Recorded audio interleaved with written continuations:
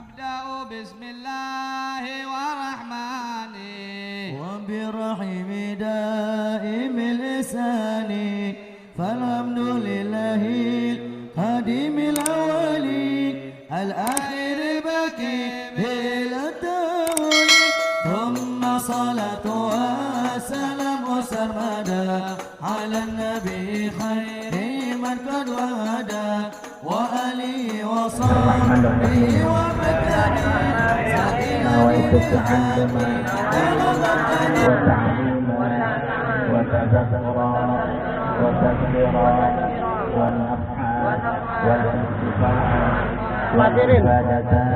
والاستفادة والحث على التمسك بكتاب الله وسنة رسوله والدعاء إلى الهدى والدلالة على الخير ابتغاء مرضات الله وقربه وثوابه سبحانه وتعالى.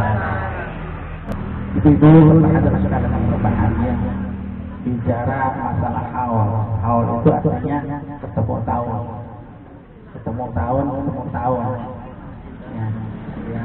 Jadi mengenang kembali meninggalnya orang tua kita sana yang enam kali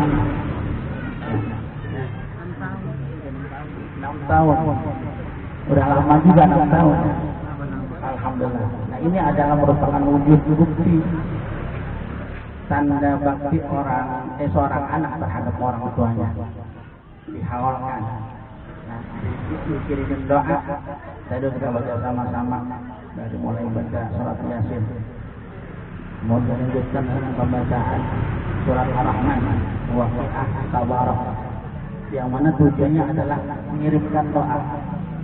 Mudah-mudahan doa kita tadi disampaikan oleh Allah Subhanahu wa taala pahalanya dicurahkan untuk mobil khusus almarhum Bapak Haji Ihsan bin Bapak Haji Rani, juga keluarga besar yang lainnya umumnya dan khususnya maksud saya dan umumnya kepada keluarga kita almarhum maupun almarhumah jamaah Majelis Ta'lim Al-Aminah Dulu yang hadir pada kesempatan yang lain.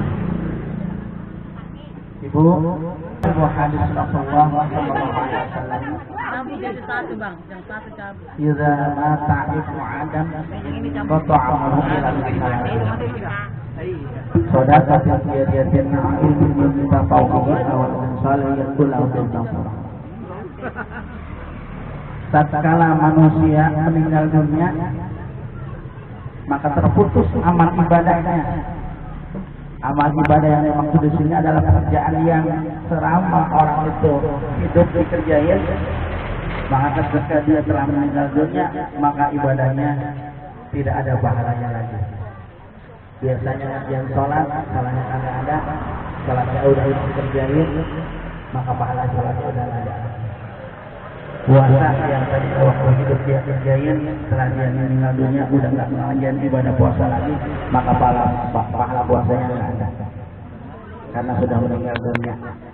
Ya, semua kegiatan-kegiatan yang bersifat amaliyah ya sudah tidak ada pahalanya lagi. Tapi ada kata Rasulullah ya 3 perkara yang walaupun orang tersebut sudah meninggal dunia, tapi pahalanya tetap diberikan oleh Allah Subhanahu wa taala sebagai royalti kalau bahasa kita bahasa modernnya royalti. Orang yang misalnya jadi PNS pegawai sipil, walaupun misalnya sudah selesai udah bekerjanya udah jadi pensiunan PNS, tapi tetap mendapatkan gaji dari pemerintah ya. Itu namanya royalti. Ya tanda apa? Tanda jasa beliau selama dia bekerja ya sebagai pegawai. Setelah dia nggak ada, udah nggak kerja lagi, tetap Allah pemerintah kasih gaji. Ini juga sama. Apabila manusia telah meninggal dunia, amal yang biasa dikerjakan selama dia hidup dikerjain, setelah dia meninggal dunia maka amalnya udah kecuali 3 perkara. Yang pertama adalah sedekah jariyah. Yang pertama adalah sedekah jariyah. Sedekah jariyah adalah sedekah yang pahalanya mengalir. Ya, ibu udah paham semua. tentang sedekah jariyah. Misalnya ibu nyumbang sesak semen buat pembangunan masjid, mushola, pesantren, tempat-tempat ibadah. Ya, nyumbang misalnya berupa uang 100.000 rupiah, pahalanya untuk orang tua kita yang udah meninggal dunia. Itu namanya sedekah jariyah. Walaupun itu udah orang tua kita udah meninggal dunia, ya pahala sedekah jariyah itu akan tetap mengalir buat orang yang udah meninggal dunia. Misalnya maaf, orang yang meninggal dunia sebelumnya meninggal dunia sering sedekah jariyah, ya, menyumbang masjid, menyumbang mushola, pesantren, tempat-tempat ibadah atau jalan umum yang sudah dilalui oleh orang banyak, jembatan sebagaimana yang lain atau sebangsanya. Itu kan sifatnya umum, artinya bermanfaat untuk orang banyak, maka itu termasuk bagian dari jariyah. Pahalanya akan mengalir buat orang yang meninggal dunia sampai hari kiamat, tetap pahalanya dapat. Ya. Kemudian yang kedua, ilmin yuntabomi, ilmu yang dimanfaatkan. Ketika misalnya orang yang meninggal tadi selama hidupnya pernah punya ilmu, dimanfaatkan orang lain, diajar sama orang lain, ya. Kemudian ilmu yang diajarkan kepada orang lain tersebut dimanfaatkan oleh orang yang diajarin tadi, ya. Ketika orang yang punya ilmu tadi meninggal, maka pahalanya pun, pahala ilmunya, pahala kebaikan ilmu yang diberikan kepada orang lain itu akan menjadi aliran pahala buat beliau. Ya. Dan yang ketiga, yang terakhir ini adalah yad'u lahu bil maghfirah, doa dari anak-anak yang soleh, ya, anak yang sudah meninggal, orang tua yang sudah meninggal dunia, kemudian anak-anaknya, keluarganya yang masih hidup, ngirimin doa dengan cara tadi membaca surat Yasin, baca zikir tahlil, baca maulid, pahalanya dicurahkan, dikirimkan untuk almarhum yang sudah meninggal dunia, Bapak Haji Ihsan. Ini mudah-mudahan sampai ke beliau, ya Bu ya, gitu. Cuman ada catatan tadi, ya, kita melakukan itu semua, baca itu semua dengan hati yang ikhlas, hati yang ikhlas, mengharap ridho dari Allah Subhanahu wa taala. Ya. Ada sebuah hadis yang saya baca tadi, innamal a'malu binniyat. Sesungguhnya sahnya suatu pekerjaan itu harus disertai dengan niat. Ya, niatnya harus yang benar-benar ikhlas. Datang kemari menghadiri undangan peringatan haul Haji Ihsan, duduknya dengan ikhlas, datangnya dengan ikhlas, baca doa, baca Yasin, kemudian baca zikir tahlil, baca maulid tadi dengan ikhlas. Ya, mengharap agar apa yang kita baca disampaikan pahalanya untuk mobil khusus untuk almarhum Bapak Haji Ihsan dan umumnya buat kita semua. Coba.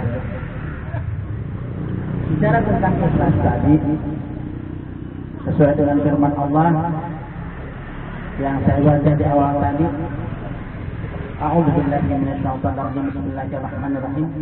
Wa ma umiru illa liya'budullaha mukhlishina lahu-d-din hunafa'a wa yuqimu shalah wa yu'tu zakah wa dzalika dinul qayyim.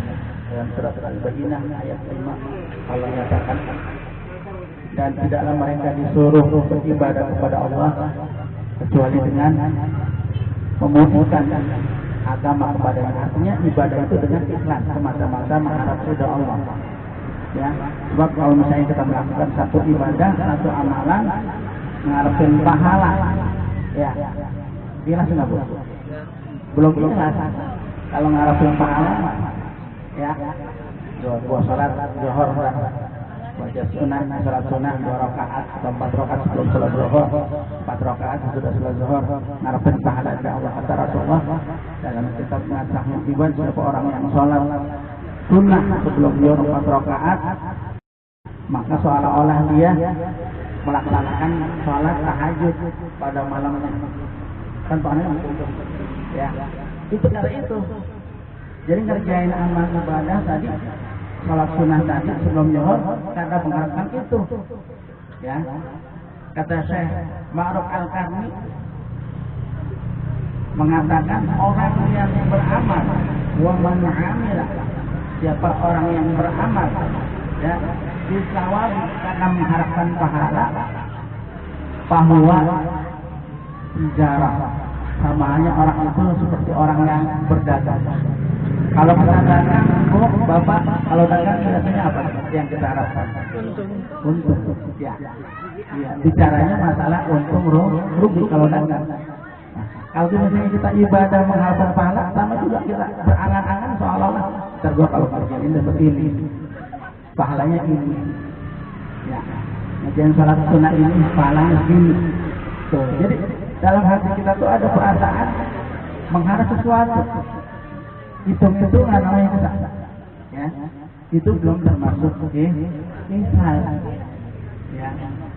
Jadi yang dimaksud ikhlas itu adalah memurnikan agama, menyembah Allah itu semata-mata karena Allah, bukan karena mengharapkan sesuatu. Walaupun memang ada banyak hadis, banyak keterangan yang menjelaskan kalau pengajian ini pahalanya ini, itu tujuannya adalah untuk memberikan motivasi buat kita supaya kita ibadahnya semangat. Ya, itu Bu. Tapi kita jangan mengharapkan itunya. Ya, jangan mengharapkan itunya, jangan mengharapkan ini pahalanya. Tetap aja kita kerjain ibadah karena Allah aja udah. Saya duduk di majelis taklim mengharapkan ridha Allah. Itu aja udah. Jangan mengharapkan ini itu. Jangan mengharapkan pahalanya. Pahala yang disampaikan oleh Nabi Rasulullah. Ya, pahalanya seperti ini, pahalanya seperti ini. Kayak kemarin kita kan pernah membahas masalah hidupnya orang di majelis taklim. Dulu suka saatan di majelis ini la tamasuk qalaman wala taktubu harfan khairul kami al-baraqabat.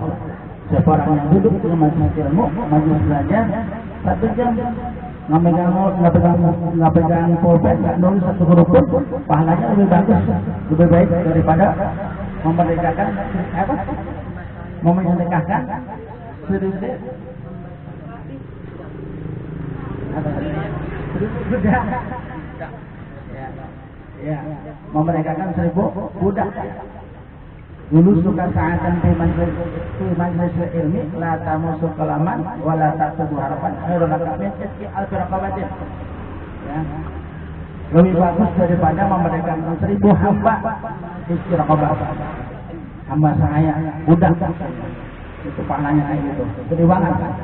Duduk di salim nggak megang pulpen, nggak nulis ya. Kalau nggak megang pulpen apa yang duduk? Nggak megang pulpen, nggak megang buku, nggak nulis satu huruf pun, cuma duduk doang dengerin 1 jam, nggak lama. Pahalanya lebih bagus daripada orang yang memerdekakan 1000 hamba sahaya. 1000 hamba sahaya itu ya Allah banyak banget. Kalau dulu di zaman Rasulullah ada yang namanya perbudakan, ya, tawaran perang, ya, diambil dijadiin budak. Di zaman Rasul dibebaskan tuh, nggak ada lagi perbudakan. Dulu mah ada kayak gitu. Nah itu kalau misalnya maaf satu budak, satu orang hamba, ya, misalnya nilai rupiahnya misalnya 1,5 juta, kalau ke 1 orang, kan sudah banyak. Ya, pahalanya banyak. Ya, uangnya gede banget itu. Kita sedekahin itu. Itu kan pahalanya besar. Bagusan orang yang duduk di majelis ilmu, di majelis taklim ketimbang orang yang nyentekain tadi 1000 budak. Itu keluar biasa pahalanya. Tapi kita kalau duduk di majelis taklim jangan mengharapkan itu. Ya, udah aja saya duduk di majelis taklim itu mengharapkan ridha. Karena Allah SWT menghilangkan kebodohan yang ada pada diri saya. Kayak itu niatnya. Ya. Jadi mudah-mudahan kalau misalnya kita ibadah dasarnya seperti itu, mengharap berdakwah, ikhlas karena Allah, ya, insya Allah mudah-mudahan, ya, dengan sendirinya tanpa dipinta Allah akan berikan apa yang kita minta, ya. Gitu. Ibu-ibu, hadirin sekalian yang berbahagia. Bicara tentang ikhlas juga, dulu pernah ibu dalam kitab Ihya Ulumuddin karangan dari Abu Hamid bin Muhammad Al-Ghazali, Imam Ghazali, di zaman Israiliyah, Bani Israel, ada sekelompok manusia yang ibadahnya menyembah pohon. Menyembah pohon. Jadi ada pohon gede. Di situ orang pada datang, dia minta itu sesuai dengan permohonan masing-masing. Minta apa aja di situ. Ya. Ya, karena dianggapnya pohon itu keramat. Orang yang minta di situ banyak yang dikabulin, padahal bukan pohon yang ngabulin. Yang ngabulin mah ya Allah tentunya. Cuman ini apa siasat setan aja supaya manusia tersesat dan akhirnya berbuat musyrik atau syirik kepada Allah Subhanahu wa taala. Itu terjadi pada zaman Israel yang diceritakan oleh Abu Hamid Muhammad bin Muhammad Al-Ghazali. Ada seorang hamba melihat sekelompok manusia yang ibadahnya sama pohon tadi. Ada seorang hamba yang ibadahnya sama Allah luar biasa. Melihat fenomena ini, hamba tadi ini hatinya tergerak. Nah, ini orang bukannya sama Allah tapi sama pohon. Wah, kalau gitu pohonnya bahaya nih. Bahaya nih. Ya. Bisa apa? Bisa merusak semuanya.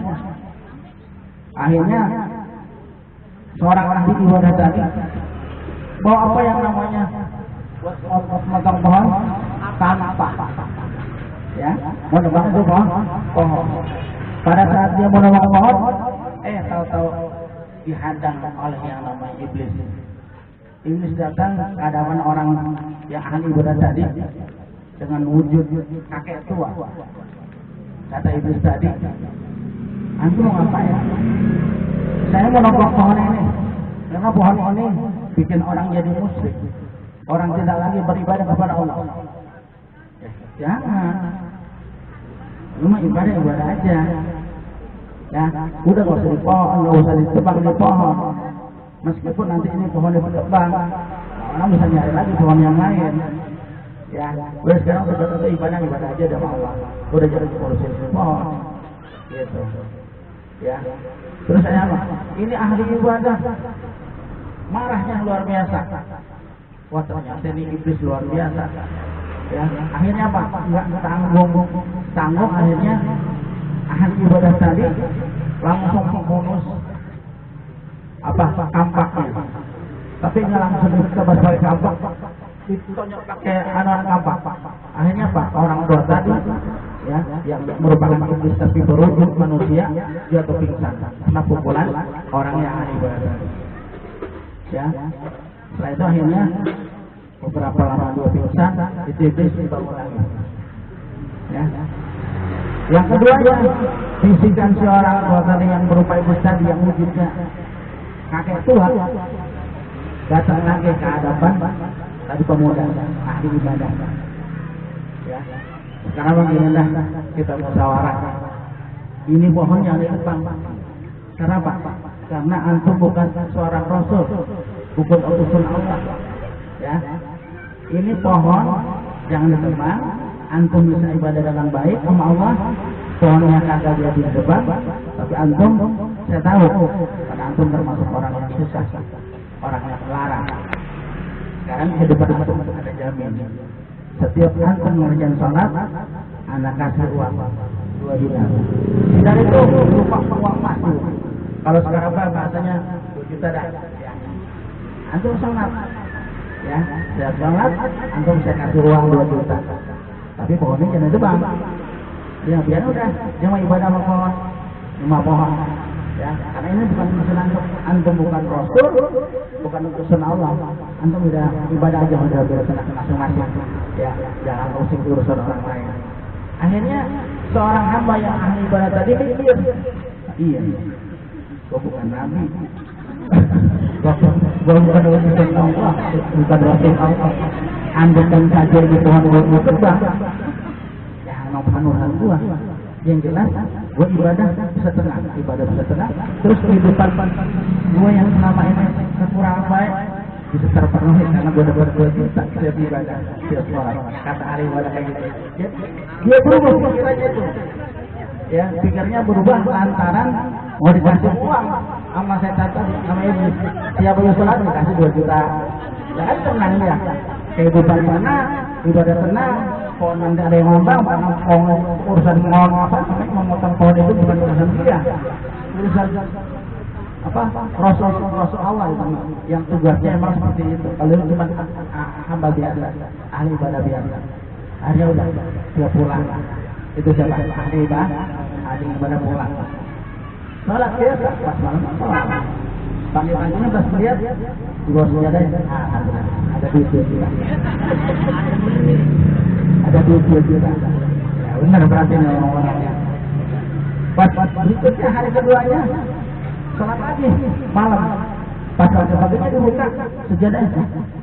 Kagak ada duit. Biasanya yang ngomong-ngomongnya aja dia katanya kalau misalnya gua habis sembahyang pasti di bawah sejadah ada duit. Nah ini pas malam keduanya dia ibadah di sholat subuh pas dibuka di bawah sejadahnya nggak ada duit. Wah siapa juga nih bohong. Ya bohong marah dia. Ahli ibadah marah. Tapi maknanya kira itu. Ya. Akhirnya apa? Dia datang itu pohon angin. Wah kalau betul pohon nggak terbang aja dah. Ya, terbang juga di pohon. Pas dia mau nebang pohon, muncul lagi itu. Ya, aki-aki tua yang pertama menghadang ketika dia mau nebang pohon. Berantem lagi. Ya, tidak ahli ibadah mau nebang pohon berantem lagi sama tuh orang tua tadi. Kalau sekarang, kalau dulu aki pertama datang, dia yang berantem menang. Ya, aki-aki itu pingsan dipukul sama tuh ahli ibadah. Pas berantem kedua dia kalah ibu. Ahli ibadah kan kalah. Lah, kok bisa kalah ya? Lah, lagi pertama berantem, saya menang. Waktu sekarang bisa kalah ya? Apa sebabnya kata dia itu? Nah, antum kata dia orang tua yang muda itu tadi ngomong. Antum niatnya salah. Kalau yang pertama antum niat ibadah benar-benar. Mau motong di pohon tujuannya supaya orang tak berbuat syirik. Semata-mata karena Allah. Nah sementara dia kedua tuh, sholat nggak ada berbunyi di bawahnya, jadi marah karena itu dia marah, mau motong di pohon, tujuannya kan apa?